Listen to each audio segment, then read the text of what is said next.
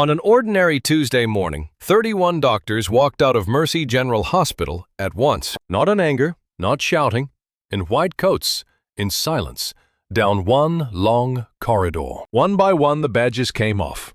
They set them on the counter without a word, and then they walked. Richard Hale stood in the middle of the hall in his charcoal suit. "Come back," he said. "All of you, back to work." No one turned. The footsteps only spread, coat after coat, past his shoulders. Dr. Maya Carter was last. She stopped, and she looked him full in the face.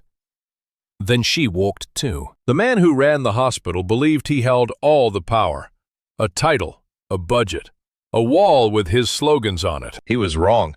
Because the frail old woman he had ordered, pushed to the back of the line, was the reason that hospital existed at all, and her name was still there, under the paint. Rewind 6 hours. It didn't start in an operating room. It started when an old woman said one simple thing at a front desk. The city was still gray when the first shift arrived. Mercy General sat on a hill above the river, 8 floors of glass bolted onto old brick. A year ago, the sign out front had read Brooks Memorial. Now it read Mercy General, a new standard of care, lit from behind. And most of the staff had stopped looking at it. In the lobby, where a bronze plaque used to hang, there was a rectangle of paler paint. Somebody had taken the plaque down in the spring. Nobody had put anything back. Dr. Maya Carter walked in through the side doors, clipped her badge, and started her rounds. 41, 15 years in emergency medicine, with the kind of calm that made a room steady around her without her ever raising her voice. 6 months earlier, the board had brought in a new chief executive to modernize operations. Richard Hale did not wear a coat. He wore a charcoal suit and a lanyard and walked the halls with a tablet, and he spoke about throughput and margin and brand alignment. He had closed the overnight charity clinic. He had cut 2 nursing lines on the cardiac floor. This morning, he had one thing on his mind. An accreditation team was arriving at 11, and he wanted the building to look like the brochure by the time they walked in. Nothing difficult, no scenes. Keep the troublesome cases quiet and moving. Down in the emergency department, the charge nurse, Priya, handed Maya a chart. Bed 4 is climbing, and admin sent another memo. Optimize dispositions, which means push people out faster. Maya said nothing. There was nothing left to say that they hadn't already said 100 times. Near the intake window, a new clerk named Devon worked the screen, trained to ask about coverage early because the system rewarded it. A young resident, Ben Okafor, fought with a triage computer that kept freezing. A hospitalist named Amara Reyes checked a drip and said little. The quiet was starting to cost her something. By the doors, a guard named Marcus watched the entrance the way old soldiers watch a tree line. It was, by every measure the hospital tracked, a normal morning. Across the river, in a narrow kitchen with yellow curtains, Evelyn Brooks was rinsing a teacup. She was 75, and she lived alone. The pain came while she was drying the cup, behind the breastbone, pushing up into her jaw. She set the cup down with both hands and waited for it to pass. It didn't. Her neighbor, Theo, found her sitting too still, took one look at her face, and had his keys out. "I'm taking you in, no arguing." She reached, out of 40 years of habit, for the worn canvas bag by the door. The one with a green folder inside that her husband had always told her to keep close, and let him help her to the car. At 8:52, the automatic doors at the ambulance bay hissed open, and a gust of cold river air rolled across the lobby. Maya would remember that draft later. The way it moved the papers on the counter.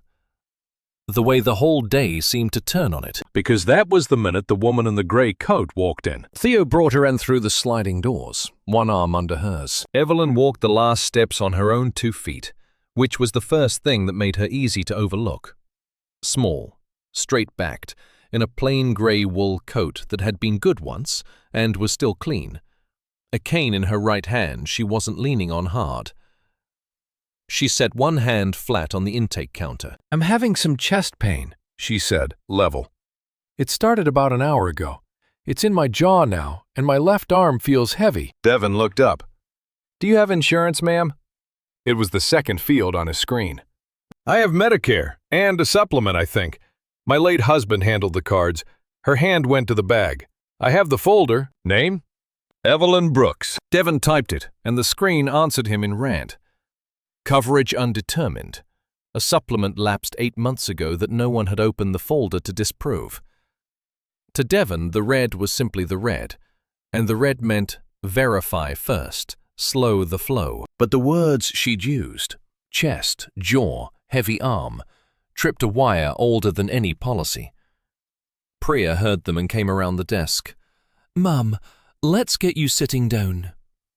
She wheeled a monitor over and clipped a sensor onto Evelyn's finger before anyone could stop her. The numbers came up. Heart rate climbing, oxygen sliding, pressure unstable on its feet. Priya turned the screen so it faced the desk, so no one could pretend later that they hadn't seen it. That was the moment Richard Hale crossed behind the desk. He slowed. He took her in the way he took in everything, as data. The plain coat, the soft old bag, the cane. The empty space beside her where family should have been. He glanced at Devon's red screen. "Have we verified this patient's status?" he asked. Pleasant, reasonable. A man asking a fair question. "Sir, she's presenting with cardiac symptoms," Priya said. "I'm sure, but we have a process. Coverage undetermined, no confirmed ID. Before we commit resources, we verify." He looked at Devon. "Keep her comfortable in the waiting area until her information clears, and mark the file standard priority, not urgent." Devon's hands hovered over the keys. "She's flagged cardiac, sir. If I downgrade that, mark it standard. I'm giving you the instruction directly." Devon's throat worked. Then he typed it, and the urgent tag on Evelyn Brooks's record blinked out, and a lower one took its place at 9:16 in the morning. A timestamp that would matter more than anyone in that lobby knew. A few feet away, near a supply cot, Amara Reyes had watched 2 of these decisions in the last 2 months, and hated herself both times. Her hand was already in her coat pocket. Her thumb was already on her phone. She pressed record. Hale looked once more at the small woman on the bench. The folded coat, the worn bag, the white hair, and he lowered his voice, meaning it as practical, meaning it as reasonable. "Look at her," he said. "She doesn't belong here. Move her along." Then to the aide beside him, "No need to log the decision. I'll take responsibility directly." He turned toward the elevators. "Marcus, stand near the waiting area. Keep things calm." Marcus didn't move for a second. Then he walked over and stood where he was told, arms folded, jaw hard. A man obeying an order he despised. Ben stepped forward. "I'm not doing this. I'll take her back myself." "Wait for Carter," the senior attending said, a hand on Ben's arm. "She's in the trauma bay. Motorcycle rollover. She can't break scrub." They paged her anyway. The page reached Maya elbow deep in someone else's worst morning, and she could not come, and she did not yet know what was being decided at her own front desk. Maya broke scrub the moment the rollover was stable, and Priya met her with it fast. The hold, the downgrade, Marcus posted by the chairs, Evelyn still out front. Maya pulled the chart on the nearest screen and read the name on the order. Administration. R. Hale. She read the timestamp on the downgrade. Then she took the stairs to the 4th floor, 2 at a time. She found him in the glass-walled room they called operations, watching a feed of workers straightening a banner in the atrium below. "You put a hold on a heart attack," she said. "I made a resource decision inside approved policy," he said, not turning. "If you object to the policy, there's a process. There's no process fast enough for a blocked artery. Her heart is dying while your card verifies. I need the release, now. Walk me through the risk. One artery to her heart is closed. Every minute, more of it dies. The only fix is the cath lab. Not stabilizing, not transfer. That's the whole picture. And the cost picture is a $200,000 activation on an unverified patient.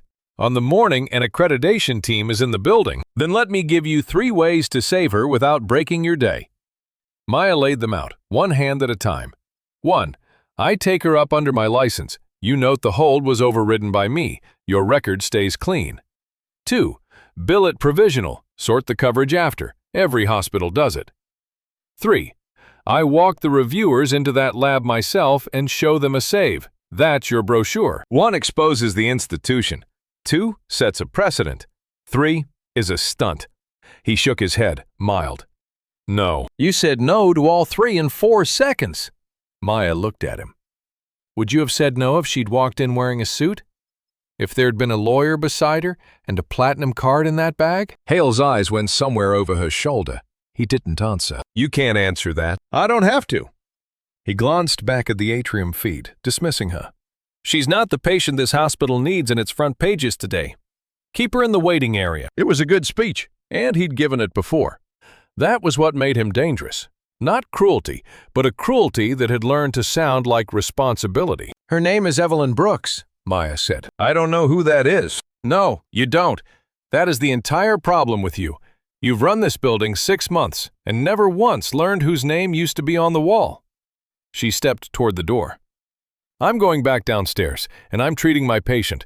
If you want to stop me, come do it with your own hands, in front of everyone, and let them watch. If you touch that lab against my hold, I'll have you suspended by noon. She stopped in the doorway. Then suspend me at noon, she said. She'll be alive to hear about it. She was gone before he could answer. Hale stood alone in the glass room, and for the first time that morning, a number in his careful arithmetic refused to balance. He told himself it was insubordination.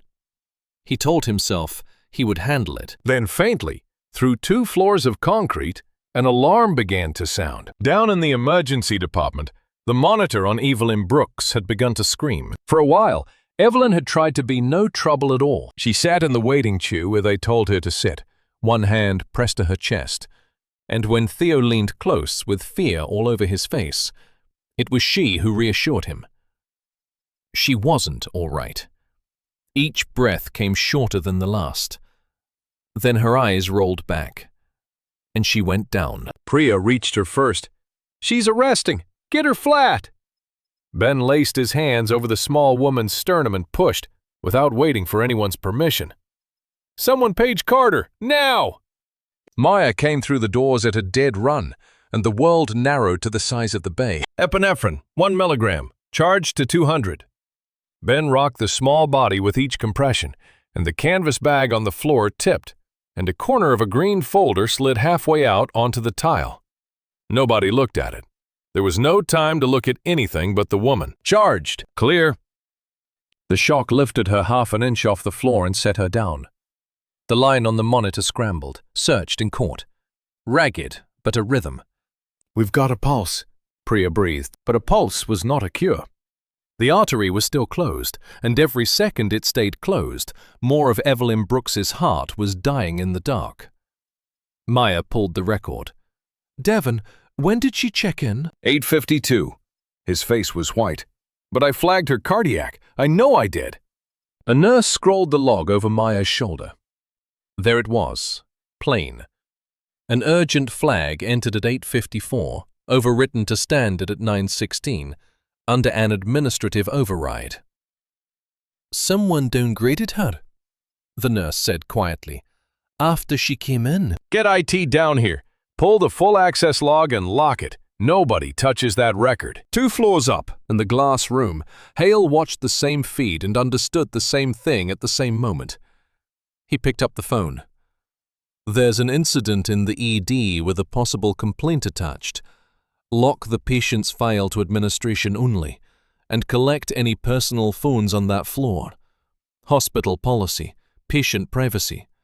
Effective immediately. A minute later, a security supervisor stepped into the doorway, radio in hand, reading an order he plainly didn't understand. I'm sorry, I've been told to collect all personal phones on this floor, and to secure the patient's file. Administration's instruction. The bay went still. Every witness heard it for exactly what it was. A man 2 floors up reaching down to seize the record of what he'd done, and the phones of everyone who had watched him do it. Amara slid one hand into her pocket and closed it around her phone. Maya didn't hesitate. No one is collecting anything. This is an active resuscitation. Step into this bay and you're interfering with emergency care, and I'll note it by name. Marcus? Nobody touches a phone on this floor. Understood, doctor, Marcus said, and moved to fill the doorway. And the supervisor suddenly had nowhere to go. Down on the floor, Evelyn's eyes cracked open, glassy and far away. Her lips moved. Maya bent close. "The green folder," Evelyn whispered. "If something happens, they should know." "Know what?" But the eyes were already sliding shut, and the numbers were creeping the wrong way. And there was no more time for questions. Maya straightened and looked around the bay. At Ben, at Priya, at Devon frozen at intake, at Amara in the doorway with her hand still in her pocket, at Marcus. "We're taking her to the cath lab," Maya said. "Right now, all of us. If anyone from admin tries to stop this gurney, they can explain to a courtroom why they stood in front of a dying woman." Nobody moved for half a second. Then everybody moved at once. They rolled her into the service elevator. Ben on the rail keeping compressions going between the good beats, Priya bagging oxygen, Marcus holding the doors. And it climbed 2 floors and opened onto the cardiac suite. And there, because the universe occasionally offers a mercy, stood Dr. Sanjay Rao, the interventional cardiologist, already gowned, already gloving, because Priya had paged him 20 minutes earlier and he had come without waiting for anyone's permission. "I got a page and then a system lockout," Rao said. "What's the story?" "Active heart attack, 1 arrest. We got her back, and she won't hold," Maya said. "Admin put a hold on the activation and downgraded her file. There's no time to unwind it." Rao looked at the hold blinking on the control screen. He looked at the gray-haired woman on the gurney. He was 58, 2 years from a pension, with a mortgage and every reason in the world to respect the hold. He reached over and cleared it with 1 keystroke. "There, it's activated. Whatever comes of that is on me, not the residents, not the nurses. Now bring her in. We're losing her." The lab came alive. The hum of the machine, the cold blue light, the tray laid out like a promise. Rao threaded a thin wire up through the artery in her wrist, up the long dark path toward her heart, and on the screen the block showed itself. A clot sitting fat and stubborn where the blood needed to pass. He crossed it. He inflated the balloon. He set the stent, and the artery opened. On the monitor, the starving line stood up. The rhythm steadied and found its feet. The pressure climbed off the floor and held. Evelyn Brooks's heart, given back its blood after 2 hours of being denied it, began, slowly, then surely, to beat like a heart that meant to keep going. For a moment, no one spoke. Then Priya laughed, once, wet and disbelieving, and pressed the back of her wrist to her eyes. Maya put her back against the cold wall and slid down it until she was sitting on the floor. And she did not cry, because she never cried at work. But she came closer than she had in years. "For the record," Rao said quietly, peeling off his gloves. "Every one of you did the right thing today. Remember that, whatever happens next." Because they had crossed a line that could not be uncrossed, they had opened a lab against a written hold and overridden an executive's order in front of witnesses. And somewhere below them, a man in a charcoal suit was already writing the version where that made them the criminals. Maya thought the hard part was over. It was about to begin. The suspension notice came at 11:40. Hale did it by the book, which was his one talent. An email, copied to Human Resources, copied to the board's chair. Dr. Maya Carter, suspended pending review, for activating a cardiac procedure against a direct administrative hold and for insubordination in the presence of staff. Effective immediately. Surrender her badge and leave the building. He expected it to land like a verdict. Instead, it landed like a match, because by 11:40, everyone knew. The story had traveled the way stories travel in the hospital, bay to bay, floor to floor, faster than any memo. The old woman turned away. The hold on the lab, the words in the hallway, "doesn't belong here," repeated now in a dozen break rooms.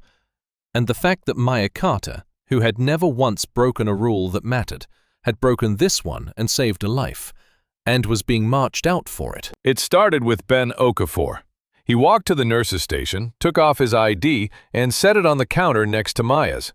"If she's suspended for that, then suspend me. I did compressions the whole way up." Priya's badge went down next. Then Devon, the new clerk, who had typed the downgrade and hated himself for it, set his down like a man setting down a weight. Then Amara Reyes. Then Rao, who had cleared the hold, laid his badge on the counter with a soft click. "I'm too old to be afraid of that man." In the surgical wing, the chief, Dr. Harold Pierce, 18 years on that floor, never a rule broken that he couldn't defend, heard the news between cases. He asked 2 questions. Then he finished what he was doing, closed his patient, handed recovery to a colleague he trusted by name, and only then walked to the board and set his badge down.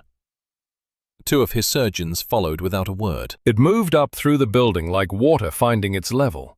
Oncology, pediatrics, nurses, residents, 2 attendings, a respiratory therapist, a phlebotomist who had worked there 30 years. But not one of them walked out of the building, because before any badge hit the counter, its owner had handed every patient to someone who would stay. It was not abandonment. It was a hospital that had decided to keep every patient alive and stop obeying one man. They gathered in the main lobby, under the backlit sign about the new standard of care. Dozens of them in white coats and blue scrubs, saying almost nothing. Marcus stood among them, out of his usual post for the first time in 20 years, exactly where he wanted to be. The bed management board upstairs lit up red, and that was what finally brought Hale down. He stood at the top of the lobby stairs. "This is a work stoppage. This is illegal. This is patient abandonment, and every one of you is putting your license on the line. Go back to your floors." Nobody answered. Maya stepped forward out of the crowd, her coat still on, her badge in her hand. "It's not abandonment, Mr. Hale. Not one patient in this building is going untreated right now. Not one. We made sure of it before we came down here." She let it sit for a moment.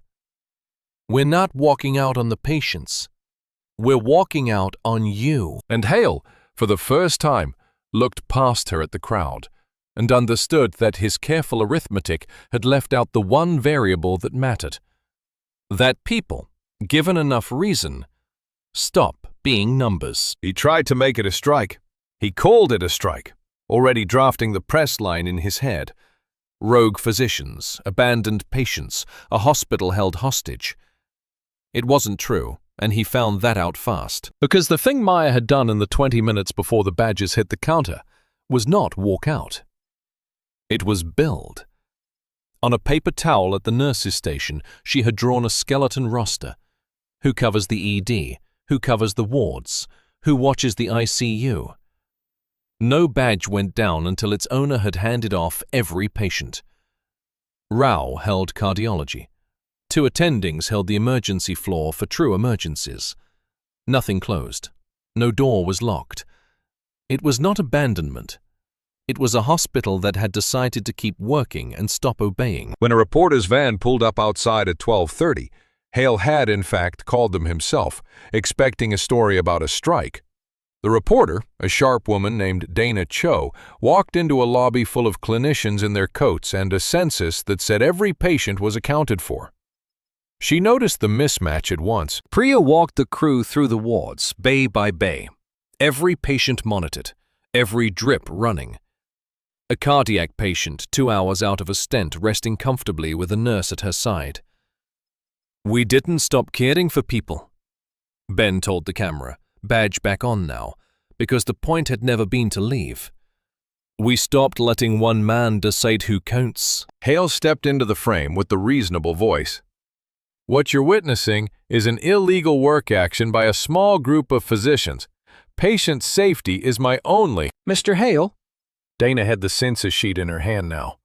"Your own staff say you ordered a heart attack patient held in a waiting room this morning.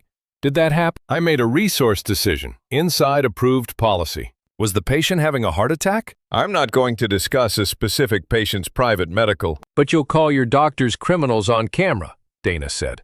"I'd like to understand which it is." His smile held, but only just. He had walked into the one place his fluency failed him. A plain question, asked twice, in front of a lens. "They have nothing further. The board will address this appropriately." And he stepped out of the frame, which on live television is its own kind of answer. The story he wanted was dead. But Maya wasn't watching the camera. She was watching Hale. The small recalculation behind his eyes, The way he'd said the board will address this like a man who still counted votes there. He's not done, she told Rao. Half that board is people he brought in. He can't beat us out here, so he'll go where it's just numbers again, where we're not in the room. Then we make sure we're in the room, Rao said. We're not on the board. No, but she's on that wall, somewhere under the paint, and you've still got her bag. Maya looked down. Somewhere in the chaos, she had carried the worn canvas bag up from the ED and never set it down. The green folder was still inside. The folder Evelyn had begged her to open. Upstairs, the elevator carried Richard Hale toward the 4th floor.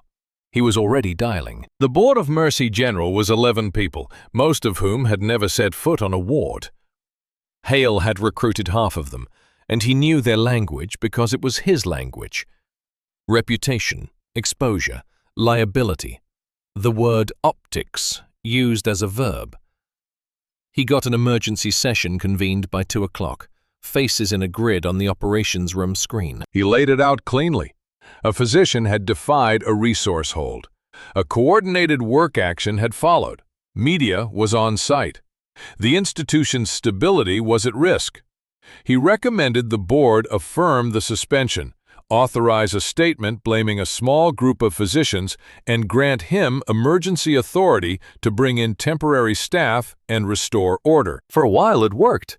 Heads nodded in the grid. The chair, a real estate developer named Coleman, called it a discipline and messaging problem. A finance director named Pell, one of Hale's own appointments, proposed the hospital's lawyers pursue the physicians.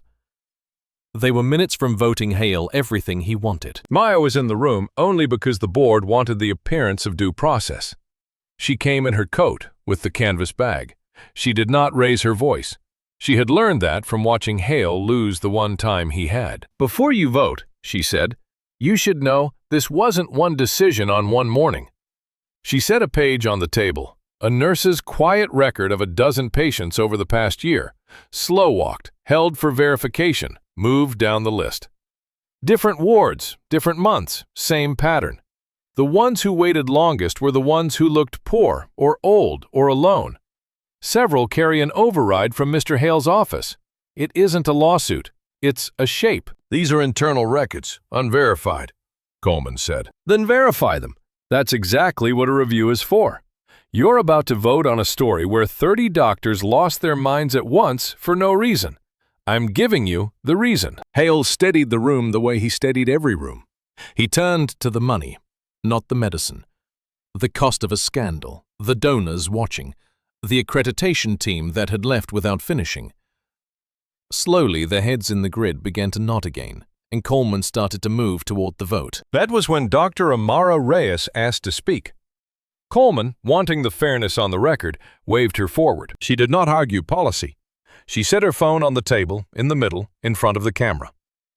Before you vote, I think you should hear how the resource decision was actually made this morning. In Mr. Hale's own words, I was standing 3 feet away. For the first time all day, Hale's composure cracked at the edge. His hand moved half an inch toward the phone before he caught it and drew it back. That recording is illegal. This is a 2-party consent state. Whatever's on that device is improperly obtained, and Dr. Reyes has committed a serious violation just by— It's a hospital corridor, Amara said, not a private phone call. And it's the truth. You can vote before you hear it, but then you'll be voting to protect my silence, not the facts. Coleman looked at the phone in the middle of the table. He looked at the census that had already made a liar of the morning's first story. He was a developer, not a fool, and he had begun to smell exactly how this would look from the outside, from a witness stand, from a front page. Turn it off, Hale said quietly, and it was almost a plea. Coleman raised a hand. No, the chairman said. Play it. And on the chair beside Maya, the worn canvas bag sat with the green folder still inside, waiting now for its turn. Before the audio played, Maya asked for 30 seconds. Coleman, off balance now, gave them to her. She lifted the canvas bag onto the table and drew out the green folder. Old, the cardboard soft at the folds, papers gone amber at the edges. Pinned to the top page was a photograph. a younger Evelyn Brooks, and beside her a man with a kind, tired face, standing in a muddy lot before a half-built structure. Steel beams rose behind them. A hand-painted sign was staked in the ground. Brooks Memorial. Groundbreaking. 1968. This hospital was called Brooks Memorial for 51 years, Maya said quietly. Because in 1968, Evelyn and her husband Walter sold their farm, their store, and nearly everything they owned and gave it to build a hospital in a county that didn't have one. Walter had survived his first heart attack. He did not survive the drive during his second. The nearest cardiac care was 2 counties away. So Evelyn built one here. She asked for exactly one thing in return, and she wrote it into the founding charter so no one could ever take it out. She turned the page and read a single line: that the doors would stay open to every soul who came in need, regardless of station or means. Last spring, she went on, someone took the bronze plaque off the lobby wall with her name on it. Someone rebranded this place a new standard of care. Someone decided the founder's name didn't fit the new image. She looked at the grid of faces, and then at Hale. The woman he called a woman who doesn't belong here is the reason there's a here at all. The room was silent. Evelyn Brooks had never told anyone. She had come in through the front doors like any patient, given her name to a clerk who had never heard it, and waited her turn behind a man with a parking ticket. Because that was exactly the kind of place she had once given everything to build. On the wall screen, an older director named Diane Wexler, who had sat on this board back when it had a different name, leaned toward her microphone. "I'd like it noted," she said slowly, "that the patient in that recording is Evelyn Brooks, and that this board voted in the spring to remove her name from our own wall. I signed that vote. I didn't read what I was signing." Her voice tightened. "I've read it now." Coleman looked at the photograph for a long time. "Play the recording," he said again, and this time his voice was different. The audio was 40 seconds long. It was enough. The room heard the emergency department in the background, the beeps, the movement. They heard Maya's voice, urgent and clear. An active heart attack. She needs the cath lab now. Every minute is heart muscle. They heard Hale, calm and pleasant, talk about activations and undetermined coverage and county being 40 minutes away. And they heard at the end, unmistakable and quiet, the sentence he had believed no one important was listening to. "Look at her. She doesn't belong here. Move her along." And after it, quieter still. "No need to log the decision. I'll take responsibility directly." The recording stopped. Nobody spoke. In the grid, a director put a hand over her mouth. Then Amara Reyes made herself use her voice. "I want to say who I am for the record. I'm a hospitalist, 4 years here. I recorded that because it was the 3rd time in 2 months I'd watched a patient's care delayed by a coverage flag, and I decided I couldn't be the person who saw it and stayed quiet again. I was afraid I'd lose my job. After she nearly died, I understood that wasn't a good enough reason to keep it hidden." Hale reached for the surface first. "That's edited. You can hear where it's been cut. It's continuous," the board's IT contractor said flatly, patched in from downstairs. "I've had the file for 90 seconds. The metadata is unbroken. There's no edit in it, not one." He turned without a pause. "Then it's out of context. I said verify, not deny.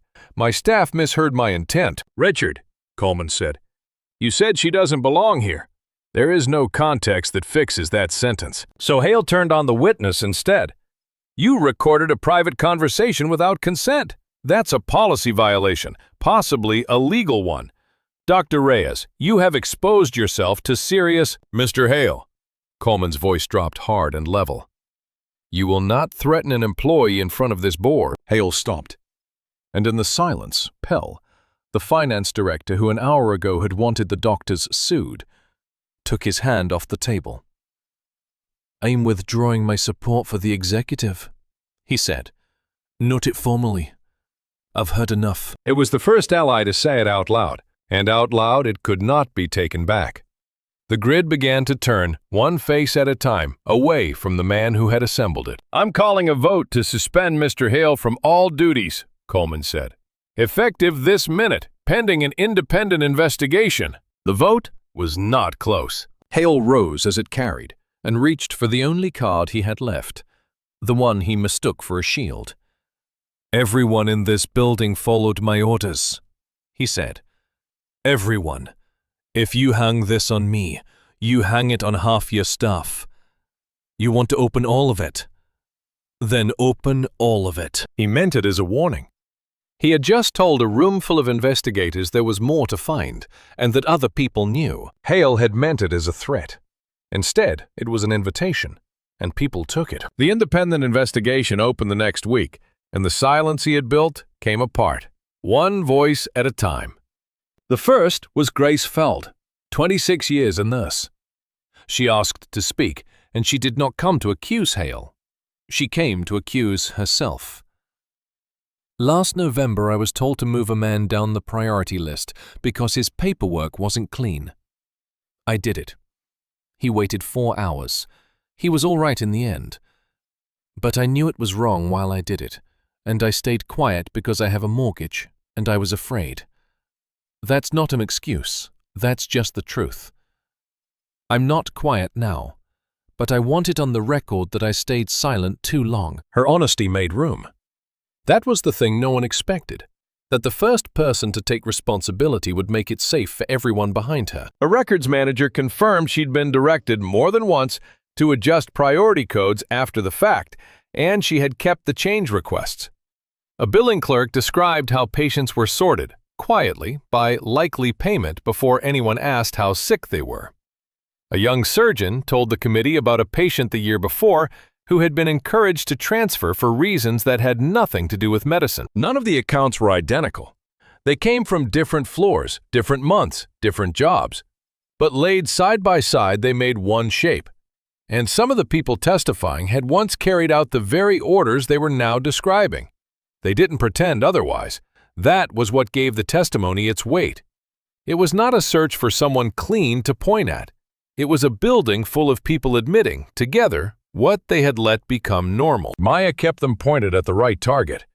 "We're not looking for one villain so the rest of us feel innocent. Plenty of us went along. I did, before that morning.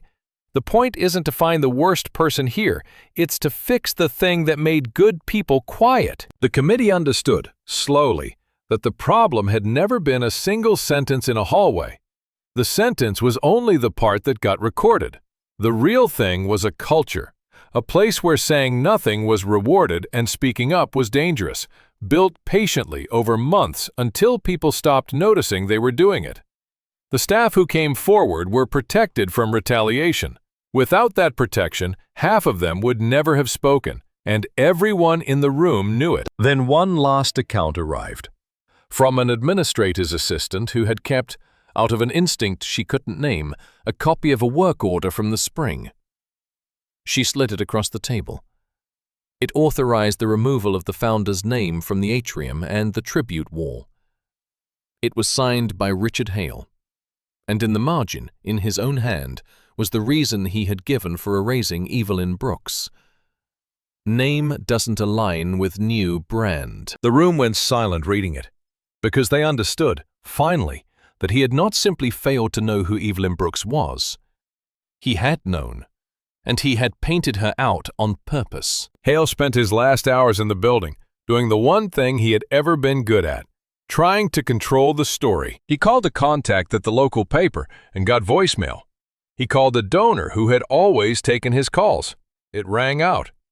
Word moves among those people too, and the word on him had already turned. He went to communications and demanded a statement in his defense. The director set the draft aside. "I can't release anything unverified in your name, Richard. Not now." He sat at a terminal to pull the patient file and found his administrative account already locked. The credential that had run the whole building for 6 months no longer opened a single door. He worked the phone for allies on the board. Pell had withdrawn. The next number rang and rang. The men who had nodded along in the spring had all found somewhere else to be. The board finished it that afternoon. It voted to terminate his position and let the professional and civil investigations run their course, in their own venues, at their own pace. The outcome left to the people whose task it was, not rushed and not asserted in that room. He left through the main lobby, because there was no other way out. The corridor was lined with staff, not staged, just there, going about their work. Nurses at the station, a resident with a chart, Marcus by the doors. As Hale passed, they stopped and watched him go. No one shouted, no one jeered. There was only the silence, floor after floor, the people he had ruled saying nothing at all. It was the exact silence he had trained into them. The safe, careful quiet of a place where speaking up cost too much. Now they turned it on him, and it weighed more than any noise. He had forged the thing himself, and it was the last of him to leave. The glass doors slid open. Cold river air rolled in. Richard Hale walked out under the sign he had hung into the grey afternoon, and the doors closed behind him. And that was all. No one gloated. It did not feel like a victory to be celebrated so much as a wrong finally set down. 2 floors up, on the cardiac unit, a monitor beeped in a slow, even, patient rhythm. Evelyn Brooks opened her eyes. Maya was at the bedside, off suspension now, badge back on, though she had never really left. Evelyn's gaze found her and steadied and cleared. And the first thing the old woman said was not about the man leaving the building below her, not about punishment, not about her name. "The other patients," Evelyn said, her voice thin but clear. "the ones who were waiting that morning, were they taken care of?" "Every one of them," Maya said. "Nobody was left, I promise you." Evelyn closed her eyes and let out a long breath, and it was not relief for herself. It was relief for strangers she would never meet. She recovered slowly, the way a heart recovers when it has been through what hers had. Maya sat with her in the evenings when the floor was quiet, and over those weeks Evelyn learned what had happened while she slept. The walkout, the recording, the board, the man walking out through a silent hall. She did not smile at the part about Hale. When Maya told it, Evelyn only nodded and said, "I'm not glad he fell. I'm glad they didn't stay quiet." For her, those had never been the same thing. The hospital began, carefully, to repair itself. The board published its review. Hale was gone. What he owed under the law was left to the law. The older cases people had described were reopened and looked at again, honestly this time. An independent reporting line was set up, one that did not run through any single executive's office, so that the next person who saw something wrong would have somewhere to take it that wasn't a locked door. The power of an administrator to override an emergency clinical decision was written out of the rules entirely. And the staff who had spoken up were protected, their names never used, without their consent, as decoration for anyone's press release. Maya was offered Hale's office. She declined it. She agreed instead to help lead a small council of clinicians and staff who would share the decisions that used to belong to one man with a tablet. The problem, she said, was never who sat in that chair. It was that one chair had all the say. The board asked Evelyn if they might restore her name. She refused the ceremony. She had never wanted her name on a building. She'd only ever wanted the doors to stay open. She agreed at last, but on one condition: that the plaque carry not just her name, but the founding promise itself, that no one be turned away for lack of money or station. So the words would be on the wall where every administrator, forever, would have to walk past them. "A name is easy to paint over," she said. "A promise on the wall is harder to ignore." The bronze went back up in the lobby, under the rectangle of paler paint, Brooks Memorial. And beneath it, in plain letters, the old sentence, for anyone to read. In the spring, when she was strong enough, Evelyn came back to visit. She walked in through the front doors on her own 2 feet, cane in her right hand, the worn canvas bag over her shoulder, the same as before. No one lined the halls. No one made a fuss. She would have hated it. Maya met her by the cardiac unit, and they stood together for a moment. 2 women who had each, in their own way, refused to move a dying stranger along. While they stood there, the ambulance doors hissed open, and a gust of cold river air came in. A man was wheeled in, no coat, a paper bag of pill bottles in his lap. exactly the kind of patient a flag would once have caught and held. A young resident met the gurney at the door. "Chest pain, radiating to the jaw," The medic called out. "Bay 1, the resident said, already moving. "Get me an EKG and cardiology, now." No one asked about his insurance. No one looked at his coat. He went straight back, and the doors of the cardiac suite opened for him, and the machinery of a hospital that had remembered what it was for closed gently around a stranger's failing heart. Evelyn watched him go. She did not say anything for a while. A hospital is not its glass, or its brick, or the slogan lit up out front. It is not the name of whoever runs it this year. It is the answer to one question, asked at the door 100 times a day. Does this person get help, or don't they? Justice did not begin in the boardroom, or with the most powerful person in the building. It began the moment one doctor refused to move a dying woman along, and the next person refused too, and the one after that, until the silence broke and could not be put back together. If you believe no one should ever be turned from a door when their life is on the line, that dignity isn't a line item, share this story so someone else hears it today. And follow along for more true-hearted stories of the ordinary people who refuse to stay quiet. The doors stayed open. That was the whole of it. That was everything.